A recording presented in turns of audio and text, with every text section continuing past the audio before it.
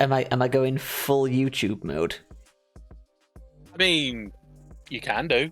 What's up, YouTube? It's your boys, SamuelCarmody and Dingram2909 here. We are here for PrE3 2021 with video games and chill. Today, we will be discussing the Square-Enix conferences, the Ubisoft conferences, the EA Play conferences. Take this to the bank. Everything we say here, fact.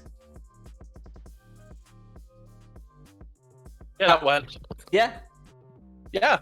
One thing that I will point out as we are beginning the YouTube side of things. So, hello, YouTube.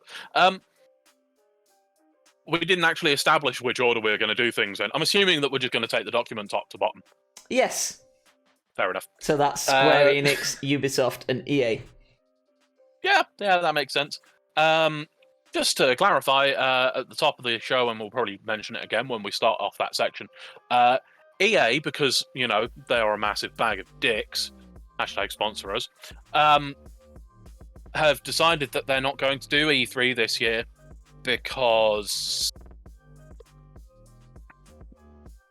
reasons. So their showcase isn't until July. However, interesting. We are still including them in PrE3 because screw that. No. You don't get to just be out of E3 because you choose to be out of E3. Nintendo tried that. It didn't work. Konami did a similar thing. Konami were one of the announced. Closed down all of their gaming divisions other than Pro Evo, though. But they were announced to be part of E3, and they were like partnered with E3. And then a few weeks ago, they put out a big statement like, "We don't have the stuff we wanted to show isn't ready yet." So it like kind of hints that they have stuff that they're working on. I know that's not this episode, but similar to the E3 situation, I mean, guess. It's really surprising to me that they've come to the realization that they can't just base their entire business empire on pachinko machines off of their main IP. They might actually have to develop new games. Can they not, though? I mean, I'll be honest with you. I don't know what it's like in Japan. Never been. But I'm going to assume, because I am on the YouTube and it's my job to do so, that the Japanese people are much like myself, because everybody is like me, because I am a straight white male. And I am a straight white male, I speak for you. Yeah, I'm a straight white male. I make the decisions around here. I am speaking for you. If I am wrong, then please let me know, because I hate to misrepresent you, but sure. If I am wrong, then the world is wrong. If I walked into a pachinko parlor to play pachinko and I saw a Castlevania pachinko or a Metal Gear Solid pachinko, and I thought back to the good old times I'd had on Castlevania and Metal Gear Solid, and then thought to the upcoming... Oh wait, there isn't any. Screw that, I'm not going to play Castlevania and Metal Gear Solid pachinko. I'm going to go over there and play the decent pachinko machine. So yeah, Konami can do what Konami does, because they will do, and none of their decisions ever make sense. Although I'm slightly disappointed we're not going to be able to see the new Pro Evo running on the Unreal Engine, so... Konami gonna do what Nintendo don't. Yes, because they're also Sega. Should we get right into it? We'll get right into it, yes. Now that I've offended 90% of the gaming population. Let's have a look at the Square Enix Presents. Dan, kick us off. Last time we went through and we did something which was pretty decent. What we know about, what we don't know about, and what we don't know about. So Square Enix are not only developing but also publishing a number of titles at the moment. The big one, which I think is probably going to be the standout of the presentation, is probably Babylon's Fall. That is which, if you're not aware, is just got on the screen now. Which, if you're not aware, is a Platinum Games developed, Square Enix published, action RPG which looks like a cross between any Platinum game ever and Dark Souls. Aesthetically, it looks very much Dark Souls. I wonder if they bring any of the Souls-like sort of formula there. We've just seen on the screen him use a grappling hook in midair. Dark Souls with the grappling hook. Mwah. It's probably less Souls-like and more Platinum.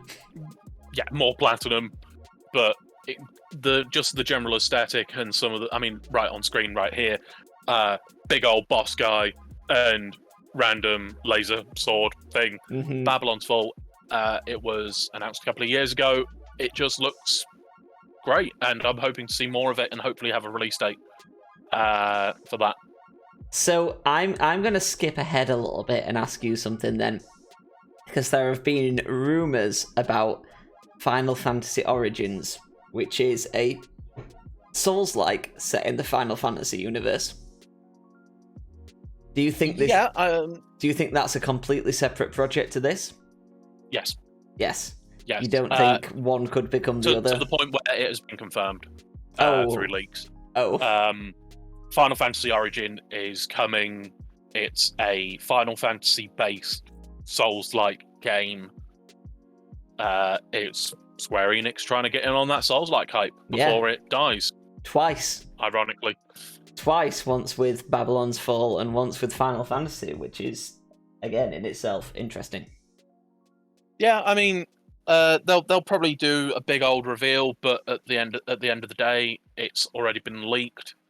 There have been a couple of leaks of that ilk. The second one is a potential Guardians of the Galaxy game, which has been confirmed as the leak is legitimate, but they have nothing more to say on it. So we could see a Guardians of the Galaxy game coming, which, yay, maybe. Yeah. I'd have been super excited about a Guardians of the Galaxy game if Avengers was more towards the quality of a Batman Arkham game than it was towards a Anthem kind of game. Yeah, and Avengers is definitely something which we're probably going to see more of in this presentation. Either more character DLC, maybe finally they're going to release Spider-Man. I'm fairly certain Spider-Man isn't out yet. No, Spider-Man's not out yet. Mid to late 2021. Yeah, so probably a release for Spider-Man. They need to do something. They need to do either an Avengers 2.0 or this is how we're going to save this game, because it's just not good. Do they ever save it? I don't know. I don't think it's possible at this point. An Anthem comparison. Didn't Anthem try their whole Anthem 2.0 thing to try and did they not? They didn't even get there. Didn't even get there. No, they said they were giving the IP a chance. They said they were looking at what the roadmap looks like and this, that, and the other, and then they cut their losses, didn't they? Essentially, yeah. They had a meeting in February and said, "Yeah, we're not going to do this." Which is always a shame, because Anthem, and I'm sure Marvel's Avengers, they're someone's favourite games. So at this moment in time, on the top games by Steam player count, which is essentially the top 100 games being played on Steam right now, Avengers isn't even on there. So that means that there's less than 8,500 people playing Avengers right now through Steam. So, there might be some people that are not playing through Steam, but it's highly unlikely. They need to do something to bring back the player base. Yeah, and for crying out loud, there are more people playing Yu-Gi-Oh! Duel Links. I mean, Yu-Gi-Oh's always been popular, but I don't think Avengers. I honestly don't think I don't think it gets its redemption. I think it gets a handful of new characters. It gets like what fans were promised, and then that's it. It gets the bare minimum that they can do. Yeah, I do wonder if maybe perhaps Crystal Dynamics are moving on to something else. That potentially being a new Tomb Raider game, maybe. Something I'd like to see. Although, to be fair, where they can go with that, I'm not sure, because the trilogy is essentially done with. But yeah, it's a sad situation, because Avengers, it came out of nowhere. Purely, it was obvious that it was rushed to coincide with the Endgame hype. Yes. Which it shouldn't have been. It should have been Square-Enix's version of, like you say, either Batman Arkham Asylum or Spider-Man from Insomniac. Was it Insomniac that did Spider-Man? It was, yes. No. It was? Okay. Yeah. You know, they should. This is Square-Enix. They are the kings of RPGs. They practically made the JRPG. Yeah. And they couldn't get an Avengers title to work. Now, part of that is going to be because Avengers RPG doesn't work. I don't think it would have been better if they'd have said, "Hey, you are the newest inductee into the Avengers, but your powers are still developing. Here you go, create your character, create your power set, do this, that, and the other." That would have been difficult as well. People loved the campaign. Who is the main character who you play as in the campaign? Miss Marvel. Miss Marvel. I believe so, yeah. It was... Is it Kamala Khan? Kamala Khan, yeah. Yes. People loved that. From what I've read, from what I've listened to, from what I've heard, people loved that side of it. People really enjoyed the single player campaign, and if it was more of that and more focused on that without trying to be a live service game, then I think certain people would have been a lot happier. But as it happened, yeah, it was underbaked skill trees, underbaked character development, stuff like random like pieces of the jigsaw puzzle just shoved in there and made to fit rather than like slotting in nicely, like to upgrade There's Hulk. a comparison that I'd like to make. Okay. And I think part of this comes down to the fact that, as you mentioned, it was designed from the ground up to be a games as a service title, where, you know, essentially it was going to be Destiny with Marvel characters, or whatever they wanted it to be. But the comparison which I would like to make is that they full-on Watch Dogs it.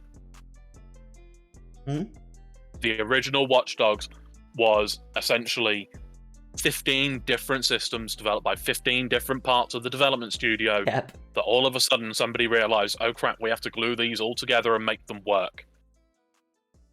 And when they glued them all together and tried to make them work, they realized that, oh yeah, maybe this game isn't the sum of its parts. Because I'm sure I've not played it personally. You know, I was tempted to dip into it, and then, you know, the current player base is just so low, and it's like it was expensive. There's just other games that were better that were releasing last year, weren't there?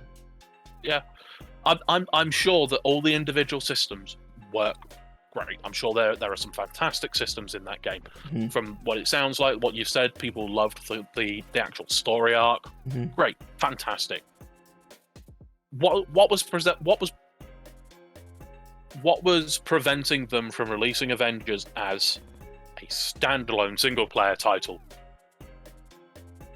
other than greed?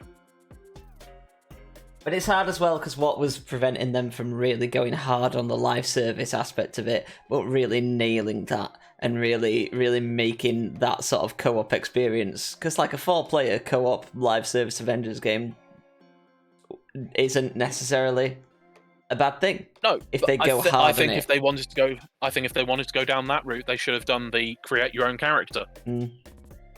Rather than take this already established character with this already established moveset and here's some RPG elements to plug in.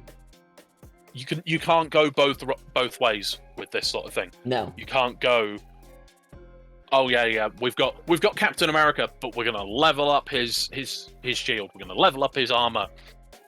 You know, we're gonna level up his strength, he's getting stronger the more he does. No, you can't do that. Being on the same team as Captain America and having Captain America as, you know, the leader of the Avengers, there is all manner of scope for what they could have done with it, and there's all manner of scope for what they could potentially do with it. But I'm definitely in agreement with you that it's not going to happen. No, they're going to try. Absolutely not. They'll try. They will try. They will be like, yes, it'll be.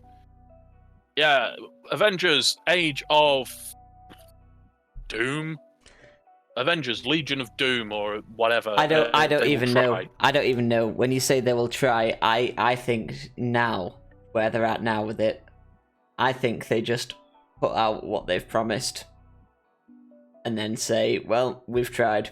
Maybe we'll make an Avengers 2 and double down on, you know, one aspect of it and really try and polish that up, or just we failed on making an Avengers game. Yeah, they've spent an awful lot of money to not only develop the game, to not only I mean hell, look at the voice talent in that game. There are a lot of people that are complaining about the fact that, oh no, Thor doesn't look like Thor or sound like Thor, but yeah, he does. It's sodding Thor. Fair enough, it's not Chris Hemsworth, but it's still Travis Willingham. He's Thor in the cartoon, to the point where he's got a sodding Thor tattoo because he is Thor. They've spent an awful lot of money. It's a shame the game turned out like it did. A real shame. Yeah. And they've got to try and recoup that somehow, even if that means... I mean, would they go free to play? Is that it? Is that the big reveal? Avengers free to play. I know for a fact that I'd certainly download it and have a play if it went free to play. But then the question always is about free to play games, especially full price games that go free to play. What do we give the existing player base who bought the game at full price? Because it's never going to be a full refund, is it? I think you take the hit on that. I don't like saying it, but I think you take a hit on it. They'd never do that. I mean, Avengers came out, what, in 2019? Was it late 2019? No, it was... It was 2020, wasn't it? Wow. I didn't realise it was that soon. I thought it'd been out for over a year now. No. This is September 2020. Wow. Okay, and for it to have dropped off that much, yeah, there's nothing they can do to revitalise that. And if they go free to play, if they go free to play 8 months after release, then they are going to have to do something to placate those people that paid full price or less than full price. So, yeah, I don't know. That's... Yeah, I think we've wasted too much time talking about Avengers, but yeah, they are going to have to do... We will definitely see it. It's just to what extent. Yes, yeah. A new character, this, that, and the other, but I don't think it'll be an Avengers 2.0, personally. No. You want to talk about the Square Enix's big one? Meat and potatoes. Their big old franchise. The big old meat and potatoes of Square Enix. Dragon Age. No, not Dragon Age. Dungeon Quest. No. No. Final Fantasy, that's the one. That's the one. Final Fantasy. I'm expecting Final Fantasy to have a massive presence at E3. I'm expecting a story trailer for Final Fantasy 16, either in the Square-Enix presentation or in a Sony event if they do it.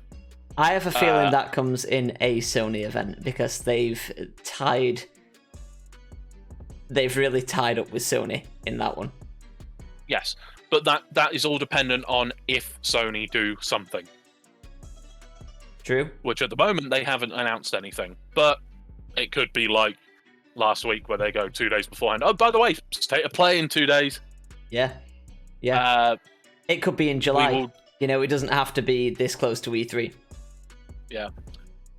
With them doing the Final Fantasy VII Remaster DLC, I'm expecting at least a tentative date for R2. Mm-hmm. If not something depicting the direction which they're going. Because for those that are unaware, the remake mainly deals with Midgar, which is like the first 4 hours of Final Fantasy VII. And at the end of Midgar, the world just opens up. So it'd be interesting to see what their plans are with R2. Has Integrate released yet? No. Integrate is coming. Okay. And I believe that's July. So I can see a Final Fantasy VII Remake multi-platform announcement either from Square or Microsoft. I expect something about June 10th, so next week. I expect Integrate. Oh no, actually then, because that'll be before the conference. Interesting. Yep. Then I reckon it's going to be we've just released Final Fantasy VII Integrate, but now here's some details on the next part of the story, which doesn't take hype away from Integrate. In fact, it could boost It'll push sales. People towards it, yeah. Yeah. Saying, look, you've seen the first part of the story. This is what the second part of the story is. There's a bridge between those two that is out right now. Yeah, I'm definitely... There has been too much silence since the remake was released last year. And they need to fill that void, because at the moment, if they don't fill that void, then it's gonna look like it's gonna be another 3 or 4 years until the remake part 2 comes out, and then by that point, what's the point? The whole point of it being episodic was that they could release the remake and then they could release part 2. I think they've been hit by COVID, and they've also been hit by the introduction of a new console generation, because obviously it released on the PS4, so carrying over your progress is difficult unless they're going to find some way of retconning progress and setting you back to level 0, which could happen. Kingdom Hearts did it well enough with Kingdom Hearts 2, so I'm definitely expecting something about remake part 2. Yeah, me too, absolutely. Even if it's the teaserist of teasers. For me, I would take Cloud walking into the desert with a sword, and remake part 2 coming 2022. It's interesting you say though that doing it episodic, it kind of negates it negates the point of that if they leave it too long between episodes. I think it's Square-Enix, it's Final Fantasy VII. First of all, the remake was one of the games of the year last year. The original is a lot of people's greatest of all time games. Yeah. I think they can afford to wait if they need to. Oh yeah, I'm not saying that it wouldn't sell. I'm just saying that if they end up putting 3 or 4 years between each installment, and the second installment isn't the rest of what was Final Fantasy VII, which I can't see it being. Because if they were going to do that, then why not release it all as a whole big bundle? I don't know. It's an interesting one, and I can understand why it's taking the time that it is. But they need to put something out there into the ether. additionally to the final note on Final Fantasy, because there is an awful lot of Final Fantasy content. We might even see some potential. We've already talked about the potential side game in the Final Fantasy Origin. We're not going to go into Final Fantasy VII Ever Crisis because we don't do mobile bullshit, and it is just mobile bullshit. There's also probably going to be a big old long trailer for Final Fantasy XIV Endwalker, which is coming tail end of this year, which is the new DLC for the online. Which apparently the story for that is absolutely spectacular and everybody should play it. I was going to say Final Fantasy XIV has surprising legs, doesn't it? It's apparently going from strength to strength. They've been adding content consistently, and then they're apparently the story is sort of building up to the Endwalker DLC. Which I don't know anything about the story. I don't know anything. I don't know much about the game, but so is this the finale? One of the few MMOs that I've. I don't think so. I don't know. All depends on how well Endwalker does. I'm assuming that Final Fantasy XIV is going to go on like Final Fantasy XI did until there's a new online game. Until players start dropping off, until they need some sort of real big spike for renewed interest, and that'll be a new game, like you say. Yeah, I mean, it could always just go down the World of Warcraft route, where it just releases an expansion every 2 years. It certainly has the player base for that. I mean, as far as I'm aware, the player base is growing rather than shrinking. Like I say, it just keeps going from strength to strength, doesn't it? Yep. Shall we move on from Final Fantasy and onto something a bit less JRPG? Yeah. Dragon Quest. Dragon Quest, no. I think Dragon Quest is probably unlikely, given that we've just had the anniversary stream with a couple of huge announcements, and I think they did that to get them out of the way, because Dragon Quest is bigger in Japan than it is in the rest of the world, and E3 is about the rest of the world, unfortunately. I've heard Dragon Quest being compared to The Simpsons in the rest of the world. Is that apt? Well, in Japan, sorry. In Japan. I mean, it's that sort of cultural phenomenon.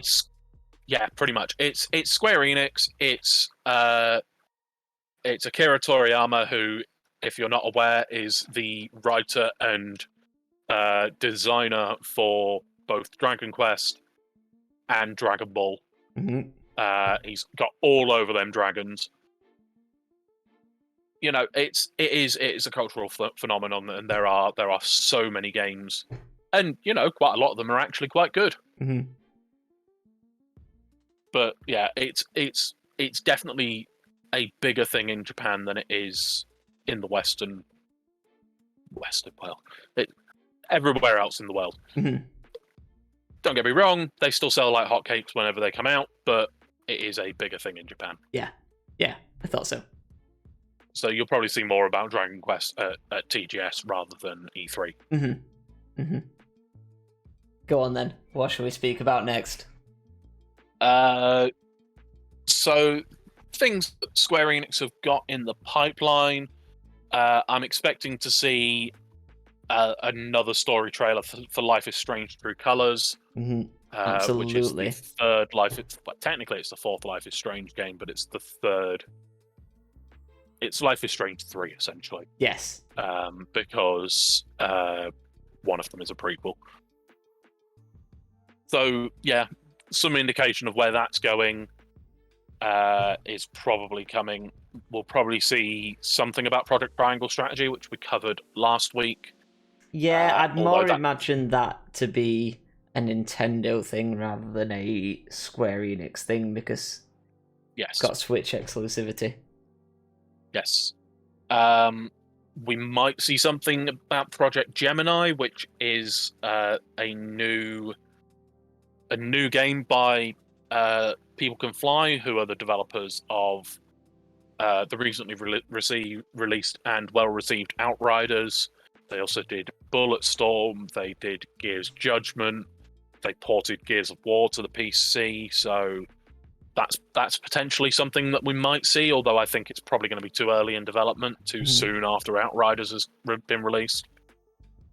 The main big title that they'll probably show some more of is Forspoken, though, which is it was announced under a different title, but I can't remember what it is. Project Athia, it was called. Oh, of course, it was Project Athia at the PlayStation 5 conference, wasn't it? That's right. Which looked absolutely gorgeous and looked very Greco-Roman inspired. You can see why Sony wanted it for their next gen conference before the PS5 was announced. It looked beautiful. It looked really pretty. It looked like it played really well from the little that we've seen of it. Yeah. So we'll probably see a big old gameplay chunk from that and a release date. It's a decent looking ARPG. You know, some of the trailer involves one of the main character dash jumping through the air like they're Samus Aran in Super Metroid, and that looks cool. Yeah. I think in terms of what we actually know about, that's it though. So do you want to move on to baseless speculation? We can do. Right now, Balan Wonderworld trailer is just playing from this spring's Square Enix Presents, and what a shit show that was. Yeah, there have been a number of games that have come out where they've just completely dropped off the map. Like when I was putting together this document, there were a few like, oh, I seem to remember that. Oh, that came out. That's out already? Oh. Yeah. So, things that we don't know about that could potentially come out. We've sort of touched on the first one on this list, haven't we? Yes. I wouldn't be surprised to see a new Tomb Raider in some form. Whether that's another entry into the Lara Croft series or a fresh reboot of the game or a continuation of the franchise. I don't know. There's a lot that they can do with Tomb Raider. Yeah, I'd probably see this next one as a, like, if they do another one, as a kind of a soft reboot, maybe. So I don't think they would drop the continuity that they've got, because that trilogy was so damn popular. But also, the first one came out, oh my god, 2013 was nearly 10 years ago, Dan. Yep. They dropped the first one 8 years ago. They need a jumping on point where people don't feel like they have to play the whole trilogy. And you can argue that the rest of them are as well, that you don't need to, but you don't, but you should. Yeah, because Rise of the Tomb Raider. What are they? It's Tomb Raider, then Shadow of the Tomb Raider, then Rise of the Tomb Raider, isn't it? I think it's the other way around: Tomb Raider, Rise, and then Shadow. Tomb Raider 1, Tomb Raider 2 are both spectacular games. I haven't played Tomb Raider 3 yet because every time I boot it up on my computer goes, nope, can't do this. 4 frames a second. I'm like, but I want to play this in good quality. Oh, yeah, but 4 frames a second. Oh. You know my opinions about the Tomb Raider reboot. Not for me. Not for me. No, I get that. I just really enjoyed it. For me, it's too much. Like this is like a gritty origin story, and then it shows Lara Croft taking hits like Superman and not dying, but then also like one person dying to a gunshot in the leg, and it's like, how does this world work? So the first Tomb Raider has that moment of she kills the first person accidentally and is really distraught, and then all of a sudden you have access to a pistol and you're popping headshots off left, right, and center. So that's what every it's nothing. It's the same thing. I get it, and it's the same thing that I feel about Uncharted. You know what though? That's kind of what every game critic latched onto. But for me, it was that it was marketed as this gritty origin story in a true survival game where Lara Croft is using her wits to survive against the elements and this, that, and the other. It is. And one section had you sliding down a river, like, with no protection at all, getting, like, mauled by branches and thorns and this, that, and the other, falling into an aeroplane, crawling down the aeroplane, finding a parachute, like, exploding out of the aeroplane, parachuting your way, getting caught on trees along the way down, and then having a limp and having to take out about 50 enemies. And it's like... Uncharted. Yeah, like if I'd signed up to a stupid action movie of a video game, fine, but it was meant to be this dark and gritty thing, and I was like, no. But that's my rant on Tomb Raider over. Yeah. I mean, you know, it is essentially it's less survival exploration, more Blockbuster. oh, okay, I am now a mass murdering son of a bitch. At least I've got a bow and arrow, so they don't know I'm here. More blockbuster action than... Yes. And speaking of blockbuster action, now I wasn't going to put this on here, but Xbox Game Pass has just had the previous iteration of this franchise drop onto it. Mm-hmm. And I think that is very much an indication that we are probably going to see a trailer for Just Cause 5. Really? That and the obligatory Square-Enix mobile title that is coming out as well. Mm-hmm. Well, Just Cause 4... Oh no, am I thinking of Just Cause 3? Is that the one with Scorpion where you fling yourself around with a grappling hook and fly and then attach bombs to a cow and send it into space?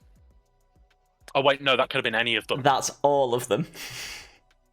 Essentially, what Just Cause 5 is going to be is it's going to be Just Cause 4 set somewhere else on probably a bigger island with bigger explosions and more refined gameplay, and I'm okay with that. Is it going to be bigger though? Because yes, it's going to be Just Cause 4K. The biggest complaint I heard with Just Cause, with the last one, was that it was a big old empty map with nothing to do. So, will they address that criticism with Just Cause 5? Is it Just Cause 5? It will be Just Cause 5, yeah. So one thing I will mention there is when Just Cause 3 came out, I watched Total Biscuit's video on it because, you know, that's what I did at the time. And he complained that it was a very large map with too much to do. Oh. Because there were loads of shitty little side quests that you had to do to unlock different things. So if they've gone from too much to do to too little to do, I would hope that Just Cause 5 is a big old map with just enough to do. With just the right amount, the perfect amount. Yeah, just the perfect amount of... Look, I just want to fly around an island, topple a dictator, attaching bombs to the penis of his statues. Yeah. And send cows to space. Just cause. Just because I can. Mm. But yeah, I'm expecting to see Just Cause 5. And if you haven't played Just Cause, then Just Cause 4 is on Xbox Game Pass, #not an ad. I might have to check that out when I finally get an Xbox.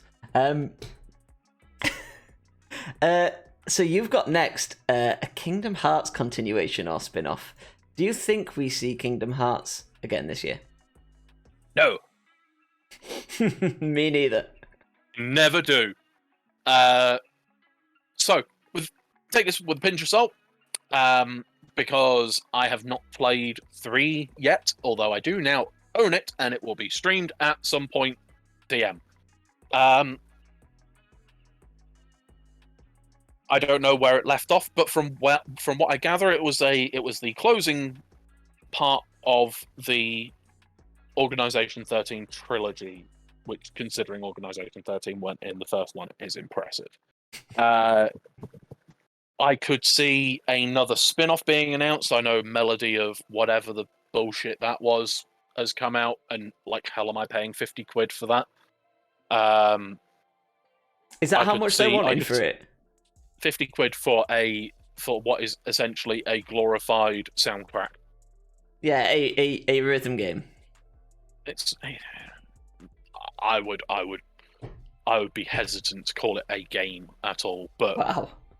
I'll be honest with you, the Kingdom Hearts soundtrack is pretty good, so I'll probably end up buying it at some point, so shut up. Yeah, I could see a spin-off. I could see a potential continuation with the same characters, bearing in mind I don't know how the game ends, so that all of the characters could be dead, or turned into hearts, or turned into kingdoms, or turned into sequels. Or turned into sequels of Kingdoms of Hearts. Because Kingdom Hearts is, well, it makes bank for Square-Enix, doesn't it? Yeah, and they love nothing more than announcing a game and then 3 years down the line going, oh, you remembered that we announced that? Crap, we should probably put something out for that. I don't know, there's... It'll probably be a mobile game because Kingdom Hearts are the origins of Square Enix mobile games. I can see a mobile game, I can see a spin-off, I can't see a Kingdom Hearts 4 at all. No. And if it is Kingdom Hearts, it's not going to be cool. If there is a continuation, it won't be called Kingdom Hearts 4. No. That I am certain of. No. Same with Metroid Prime. Do we see that at this year's Square Enix presents? I think it's unlikely. I think they're probably still in development on it.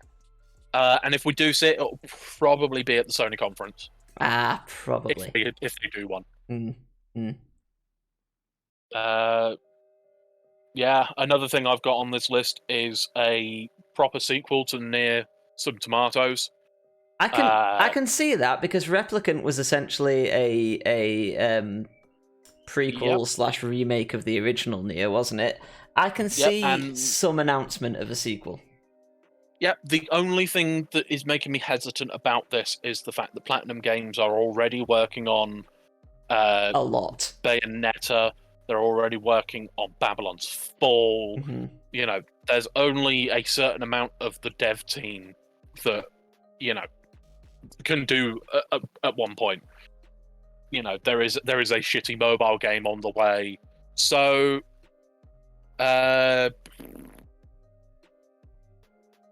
Nier sequel, maybe?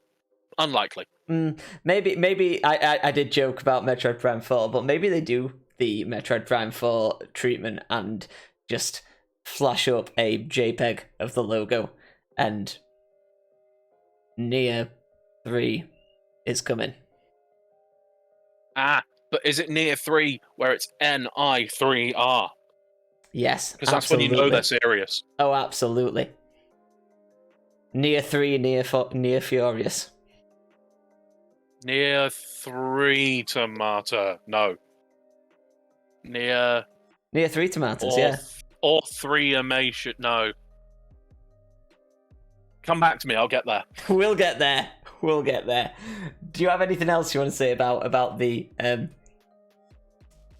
Square Enix conference?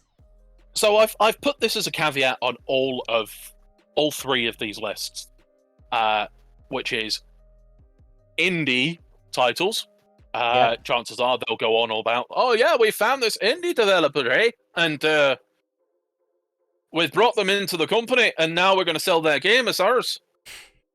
And also, I don't know what don't ask me what that accent was. I have no idea. Also, remakes, remasters, pre-makes. I don't know what a pre-make is, but I thought it sounded cool. Nier Replicant, yeah. Nier reimagined, Nier reimagined? No.